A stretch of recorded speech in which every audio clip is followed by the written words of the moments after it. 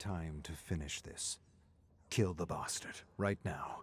Jeffery Hawk makes his move, rounds the corner of his trailer. He squints, sees footprints in the soft ground. Bingo. Crouches low, belly skimming over the dirt. A crowd roars from the circus tent 300 yards away. He uses the sounds to conceal his movement. Then he sees it, the shadow of his chosen victim. Focus. Bring on the carnival of carnage. He shifts his weight to his back foot and springs. I'll shred you up good, you son of a bitch! He grabs the raccoon, ripping the creature from his trash can. They tumble. Garbage spills to the ground. Sharp pain and dull discomfort as he rolls through broken glass, cigarette butts and half-eaten corn dogs. This is the last time you invade my trash! The raccoon twists, snaps at air until finding a fat chunk of flesh. Ah, damn it! Jeffrey loses his grip, recovers just in time to grab a bushy tail. He's on the defensive, swings the animal around, whirling it like a lasso. He loses his grip. The raccoon soars through the air, reaching incredible heights. The squealing, thrashing silhouette of the woodland creature flies over the backdrop of a full moon. Majestic. It arcs downwards and lands safely in a tree. Blast it all to hell! With a furious hiss, the raccoon scurries into the foliage and disappears. Scram, you hairball! Touch my garbage again and I'll make a balloon animal out of your intestines! He wipes a smear of blood onto his pants. A blaring of trumpets rings through the night, coming from the circus tent in the distance. The acrobats are taking the stage. He had nearly forgotten his plan. There's hope for this night yet.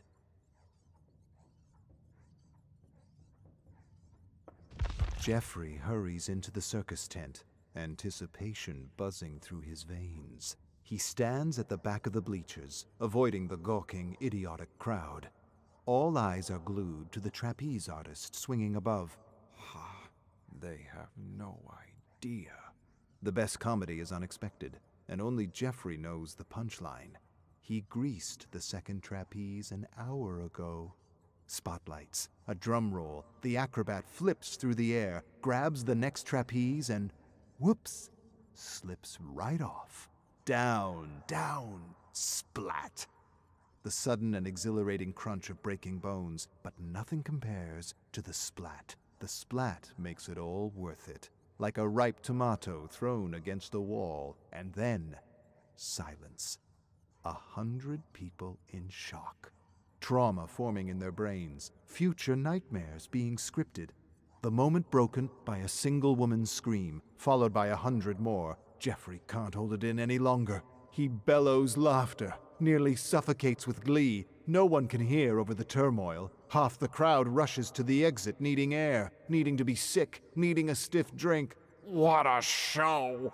Jeffrey chuckles, wipes his tears, and then, oh my, his eyes glaze over.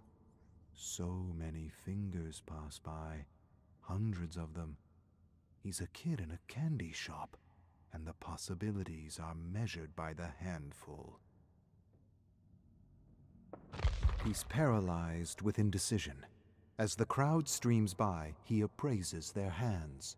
Long fingers, stout fingers, pristine and ugly. Don't be greedy now. You get one. Gotta keep things quiet. The fuzz will be snooping after the trapezist's accident. He spots a candidate worth his attention. 3 inches on the left hand of a young woman. Smoother knuckles than the norm. What does it taste like? Candy apple, maybe. Or brass. Why brass? With considerable effort, the memory arises. A first-grade teacher with a similar finger who used to wear cheap rings. He was a brat, but she was too hard on him. A burst of endorphins tickles his spine. How would he immortalize this stand-in for his first-grade teacher? A sharpened pencil to a jugular? Stupid, obvious, pandering to irony, but also satisfying in its cartoonish simplicity. Wait, what about the plump man with plump fingers? Thick sausages ready to burst with the slightest pinprick. A reminder of the mailman who yelled at him for flinging dog crap at a car. Bastard. I was just a kid having fun. Could fry up that finger and feed it to the local mutt. The fantasy is liberating, a righting of wrongs. And then, he sees it. The one. He shudders, recoils like he's seen a ghost, but is suddenly drawn to it, unable to look away. It's the finger he's always searched for, always longed to make his own. Attached to a hand, to an arm, to a man with a very stupid mustache. He has found it, the finger of chaos. Jeffrey is fixated on the mustached man's finger as he walks by. So close he can taste the alcohol-soaked sweat between the joints. He knew a finger just like it, in a different life, before the circus. He's 7 years old, in his bedroom, playing with a plastic army man. He throws it against the wall, bites its head till his tooth hurts. But then, the unexpected. Chaos awakens. His father shouts from the living room with a booming voice. Jeffrey retreats to his closet. He hears his father coming down the hall, each step louder. Hide! He buries himself under a pile of dirty clothes and shuts his eyes. The closet door swings open. The odor of cheap beer floods in as a large hand grabs him, pulls him. Why? Why, you little shit? Branson says you kicked his damn dog. That true? Jeffrey's too afraid to say the words forming in his head. It's true. I walloped the smelly mutt good. Don't know why. Just something like a reaction. Don't get twisted about it. Ain't nothing different I could have done. His father shoves his finger straight into Jeffrey's face. Speak up, you damned idiot! You think I want to be stuck with you? The finger. Thick, oddly straight. A knuckle with ridges upon ridges of loose skin. A chipped nail that lends it personality. Your mom would have hated you. You listening? Jeffrey can't look his father in the eyes. He retreats to his imagination. Hack off his finger, Jeffrey. Make Dad cry. Make the blood spurt. Point the finger right back in his face and laugh. Laugh, Jeffrey. His father looks ready to burst as his face reddens. This funny to you? You some kind of clown? Keep laughing and see what happens. And though Jeffrey fears his punishment, he can't get the bloody thoughts out of his head. So he laughs and laughs. Jeffrey examines Mustache's finger as the crowd jostles around the circus tent. On his hand, a finger, thick, oddly straight, knuckles with ridges of loose skin, and yes, even a chipped nail. It may not be the original, but damn, it'll do nicely. Jeffrey barrels through the crowd, keeping an eye on the mustached man and his index finger. He pushes a lady aside, strong-arms a man. Move along, you jerks! Everyone's too disturbed by the acrobat's death to be upset by a clown's social faux pas. It'll be days before it crosses anyone's mind. Did that clown really elbow an old woman in the face? Jeffrey spots Mustache walking through the fairgrounds. Tents, Ferris wheels, and food booths have gone dark, closed for the night. The scent of deep fryers and popcorn is still thick in the air. Mustache breaks from the crowd. Perfect. Time to get to work. Jeffrey disappears into cover. Despite his size, despite his bright, gaudy clothing, he naturally slinks through the shadows. His anger over the raccoon infiltrating his garbage has fizzled away. There is only one creature of the night that lives here. His name is Jeffery Hawk. The hunt begins. This is Jeffrey's moment. The anger and revulsion fades, if only for a few minutes, allowing him to exist in comfort. He doesn't stumble or slow as he stalks through the deep darkness. Take sure, steady steps. He wants to remember this moment. It's simple. One man with a wonderful finger. One clown that's going to kill him. If only that was the whole of history, the entirety of existence. Wipe out the jealousy, betrayal, and greed, the tax collectors and nosy neighbors, the dogs that bark all night, The women who lead men on, the endless stream of cars and the suitcases full of lies. Erase the whole overwhelming thing, the pain that ties it together. He doesn't want to be part of it. He was never good at it anyway. Leave one simple moment. A clown, a man, and a murder. He's jolted from his tranquility as a branch snaps underneath his foot. 30 paces ahead, Mustache straightens up like a meerkat, swings his head around. He knows something's out there, something unseen. Hello? Please, someone there? I don't know what's happening. Jeffrey chuckles. Neither do I. Jeffrey keeps to the shadows, makes his way closer to Mustache. He moves swiftly, silently. Almost silently, he hacks into his sleeve and spits a mass of phlegm into the dirt. Wheezes. Could use a smoke and a shot of something. Bah, keep moving. Skulks past the cotton candy stand and around the fortune teller's tent. No use drawing it out any further. It's time. Bring on the clown.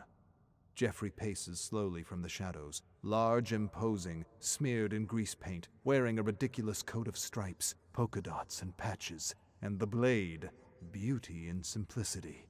That's all it takes. Mustache squeals like a pig and scurries, all according to plan. Corral him past the pony stables, around the freak show, and cut him off. Give him nowhere to run but the haunted hostel, and really have some fun with the chump.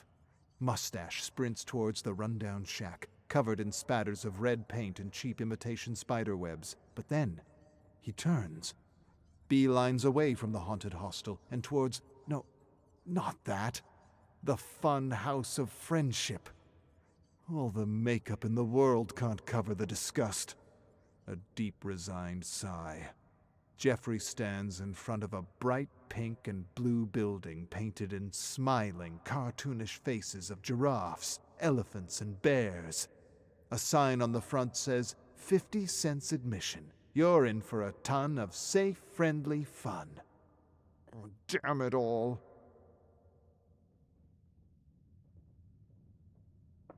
Darkness.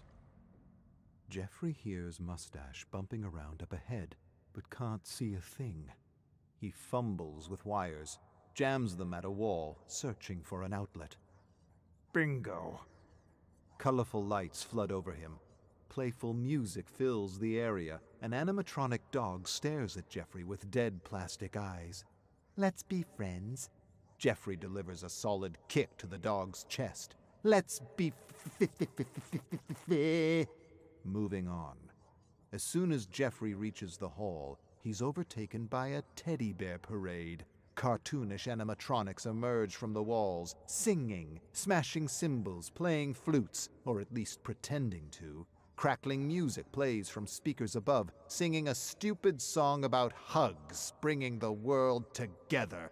Jeffrey elbows his way past Billy Bear and Dingles, buries a blade into Laffy's neck, gets tangled up by Terry Tickle's outstretched arms, smashes off Popo's lower jaw. Before he knows it, he's waist-deep in the ball pit canal, navigating the balloon forest. And that's where he finds Mustache, hiding at the feet of an animatronic tiger wearing a British Guards uniform. Oh, bah! The longer you cower behind Sir Cuddlepuss, the more I'm gonna make this hurt. Mustache makes a run for it. Jeffrey pulls a bottle of Afterpeace tonic from his inner pocket, gives it a swirl, and hucks. Glass shatters. A thick cloud of fumes envelop Mustache. The man stumbles and coughs, looks around in confusion, crisscrosses his feet as if each one wants to go a separate way. Jeffrey socks the idiot in the side of the head, knocking him unconscious. Time to go home.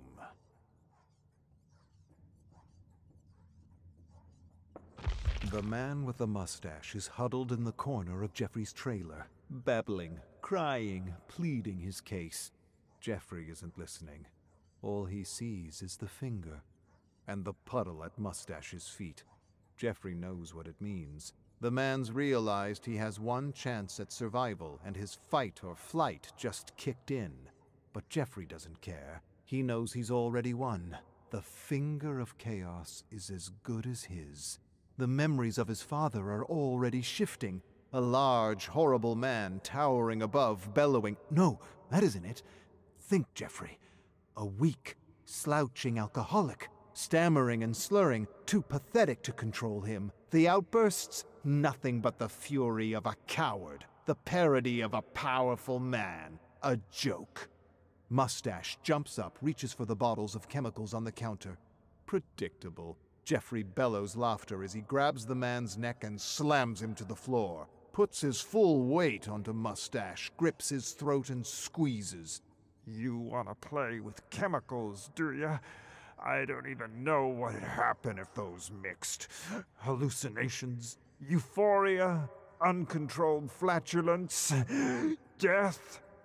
Jeffrey thinks this over as he repeatedly smacks Mustache's head into the floor. They all sound like hilarious endings, and why not add some uncertainty to the mix? He doesn't need to fear chaos anymore. He can handle it, and hell, he deserves a little fun. You want to play one last game? Okay, Mustache, let's play.